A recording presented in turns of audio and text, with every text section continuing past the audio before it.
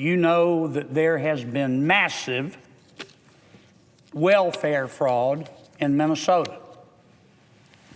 It's staggering, it's stunning, it's astounding. It may rise to the level of $9 billion. Now, it's an uncomfortable truth that at this juncture, most of that fraud appears to be centered in the community of Minneapolis among people of Somali ancestry. Some have said and suggested that it's racist to say that. Facts are not racist. So far, there have been 90 people charged, most of whom are of Somali descent. Let me explain what this thievery, this industrial scale fraud was all about. It was centered around Medicaid. The GAO says that of that $1 trillion I talked about that the American people spend on welfare, as much as $250 billion, maybe more, 250 billion or more, is stolen.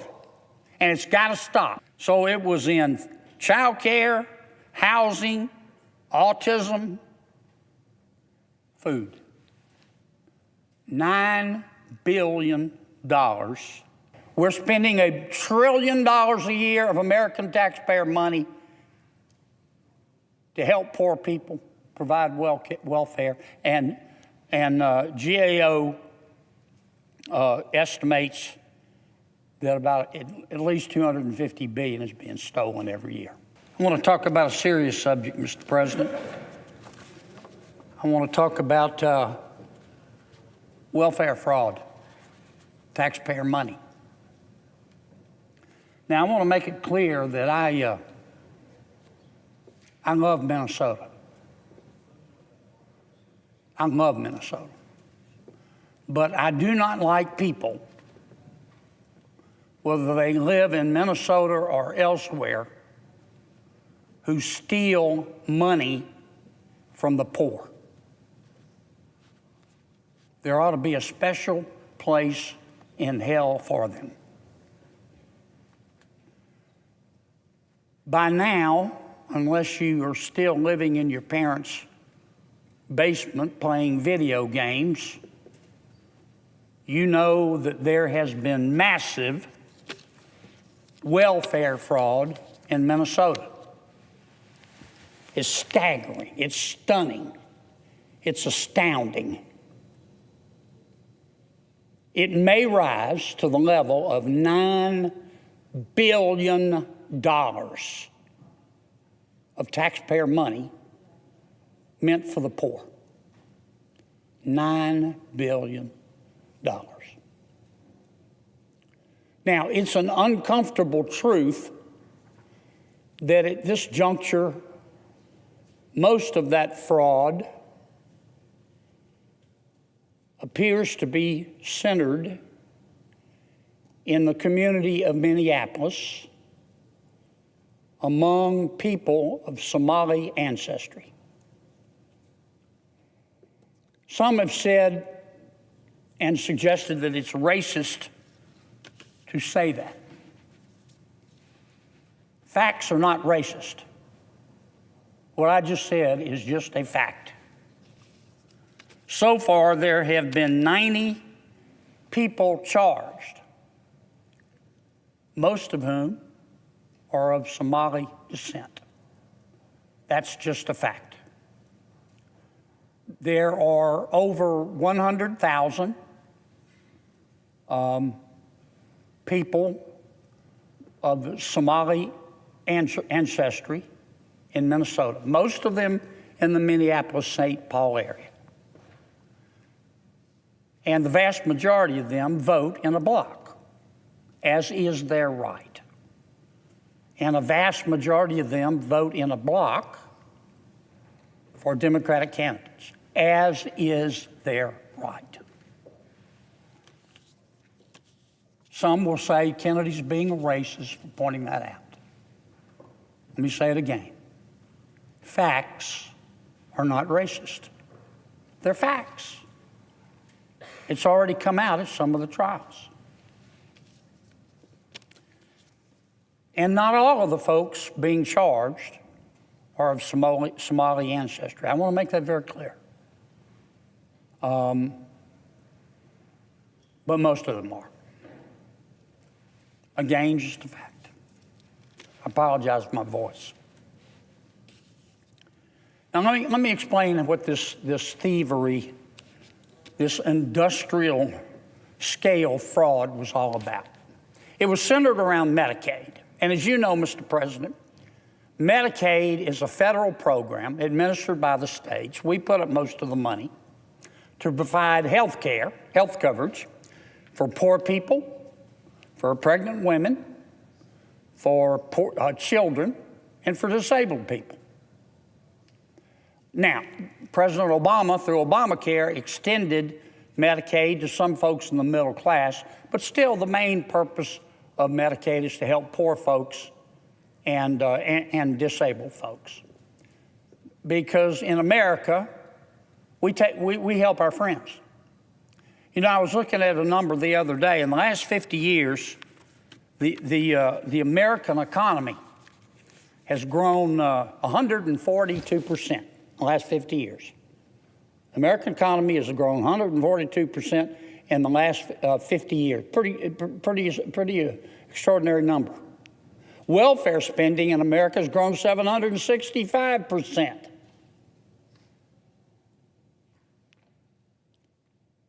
So I get a little upset when some people say, well, you know, the American people are selfish. We spend over $1 trillion a year helping our neighbors who are less fortunate than us, mostly the poor. In our country, I've said this before, if you're hungry, we'll feed you. If you're homeless, we'll house you. If you're too poor to be sick, we'll pay for your doctor. Other countries let their fellow citizens die in a ditch. We don't do that in America. The American people have stepped up to the plate. So when people steal this money, this $1 trillion plus a year that we spend helping our neighbors, when people steal that money, it offends me. When they steal from the poor and they steal from the American taxpayer. It offends me equally. And the folks in Minnesota and elsewhere who stole this money, who took a giant Great Dane whiz down the leg of every taxpayer and poor person in America, every one of them ought to go to jail. There were it looks like so far there are 4 programs. Medicaid, and let me just say, the federal government puts up most of the money for Medicaid, not all of it. In some cases, the federal government puts up as little as 50%. In some cases, 90% of the money being spent on Medicaid comes from federal taxpayers. We design the rules at the federal level. We put up most of the money, but the states are supposed to implement the program, and they're supposed to combat fraud, and many of them don't. The GAO says that of that $1 trillion I talked about that the American people spend on welfare, as much as $250 billion, maybe more, 250 billion or more, is stolen. And it's got to stop. And I'm going to talk about a solution in a moment. But let me tell you what was happening in Minnesota.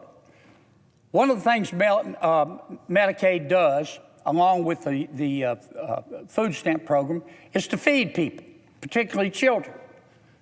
So what these thieves in Minnesota were doing, they were setting up these fictitious corporations and applying to Governor Tim Walz's Medicaid office for money to distribute to the poor. And Governor Tim Walz's welfare office would give them hundreds of millions of dollars. And of course, the thieves running these fictitious corporations sucked it up like a Hoover Deluxe. And then these fictitious corporations would go to restaurants in the community, many of them in the Somali community, and say, here's the deal. I want you to fill out a report saying you fed all these poor people. Of course, you're not feeding anybody. Just lie. And give me the report. And I'll give you a percentage of the money that I'm stealing from the American taxpayer and the people of Minnesota. And that's what they did. But they didn't just limit it to food. It was industrial scale fraud. Next, they moved to health care. They formed, some formed fictitious corporations, companies, saying, we're going to deliver I said health care, I meant child care to poor people, homeless people. And so the fictitious company run by these thieves would go to Governor Walz's agencies and say, give us a bunch of money, we're going to house homeless people. And Governor Walz would give them the money, and the thieves sucked it up like a Hoover Deluxe. And then they went to a bunch of other of folks in the community and said, henceforth, you're in the housing business, and you need to fill out a report. It's a lie. Fill out a report saying you're providing housing for a bunch of people. Of course, they weren't. And then we, the thieves who got the money from Governor Walz, will kick you back a little bit of the money. Did they stop there? No. Then they moved into, I just described housing, they moved into child care. Under Medicaid, you can use money to provide child care. So the thieves formed a bunch of new fictitious companies and went to Governor Walz and his agencies and said, give us a bunch of welfare money, Medicaid money, give folks who are poor child care. And then the thieves running the fictitious company went to families, many of them in the Somali community, and said, do you have a child who's autistic? If so, we want to sign them up. But if some of the families said, no, we don't have a child who's autistic, the thieves said, don't worry about it. Lie. Tell us you have a child who's autistic. And whether your child is autistic or not, we're not going to provide any services for your children, but we will kick you back some of the money. It's disgusting. So it was in child care, housing, autism, food. $9 billion and climbing. Now, Governor Walz, in fact, I probably shouldn't repeat this, but I read something on the internet the other day. Somebody made an observation. They said, and I don't want to paint with too broad a brush because there's some fine child care services in Minnesota as there are elsewhere, but the person on social media asked a question: How do you know if you've discovered one of these fictitious child care services? Well, you go there and no one's inside, but the owner pulls up in a Lamborghini. And that's what happened. The people who were stealing the money directly from Governor Walz and then giving it to the folks that were helping them, the fictitious restaurants, or the restaurants creating fictitious lists of people they fed, autistic children they were helping who weren't autistic. They took the money too, and all of them had a big old party. They bought cars, they bought jewelry, they took expensive vacations, they sent money back to Somalia. There is an investigation going on right now, I'm not saying it's true, that some of the money might have gone to terrorist organizations in Somalia. American taxpayer money that these people were taking out of the mouths of poor people. Now, Governor Walz says, I knew nothing about this, man.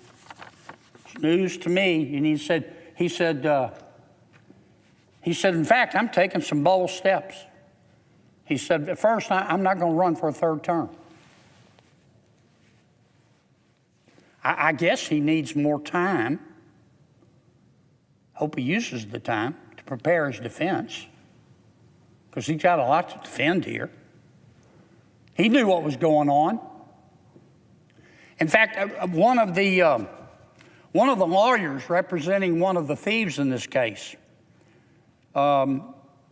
said many of the people, this was their excuse, said many of the people involved in the stealing thought that the state was okay with it. That's what he said. Here's his quote. No one was doing anything about the red flags.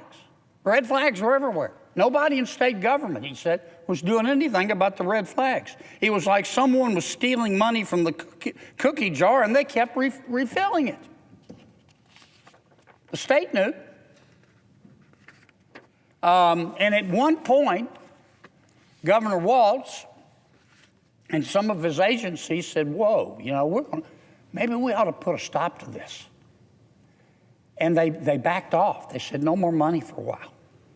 Well, fresh hell broke loose. You know what happened? The largest, most powerful, fictitious company, run mostly by people of Somali ancestry, sent an email to the Minnesota state government. And they said that the state agency that was failing to promptly approve new applications and give us new money from, quote, minority-owned businesses, close quote, was going to result in a lawsuit featuring accusations of racism that would be sprawled across the news. If you don't give us our money, we're going to call you racist. They did it. It's all come out in evidence at trial. In fact, a lady by the name of Kesa Megan, she's one of the good guys. She is a Somali American who used to work as a fraud investigator in the Attorney General's office, who, by the way, was just as involved as Governor Walz in turning a blind eye to all this. She says, and she said it in the newspaper, she said that elected officials, and particularly those who are part of the state's Democratic-led administration, were reluctant to take more assertive action in response to the allegations. Why? Here's her quote. There is a perception that forcefully tackling this issue might cause political backlash from the Somali community, which is a core voting bloc for Democrats. And she is among the few among many prominent figures in the Somali community who is speaking out against the fraud. In fact, at one point, a bunch of state employees, I don't remember how many, but they posted a letter publicly on social media saying Governor Walz knew about, and the Attorney General knew about this all the time. And we told them. We warned them early on. And you know what they did? They just stood there sucking on their teeth. They did nothing. And so you know what the state employees did? They went to the U.S. attorney. They went to the U.S. attorney. And the U.S. attorney jumped all over this and said, this is obvious fraud. And that's how all this got started. Now, what do we do about it? Well, first, I don't think that the only place this is happening is Minnesota. And certainly there are people involved in welfare fraud besides the few Somali Americans in Minnesota. And I mentioned the Somali Americans because it's just a fact. It's a fact in the trial of these disputes, the politics of it and everything else in the litigation. I think it's happening in various degrees all over America. Let me say it again. We're spending $1 trillion a year of American taxpayer money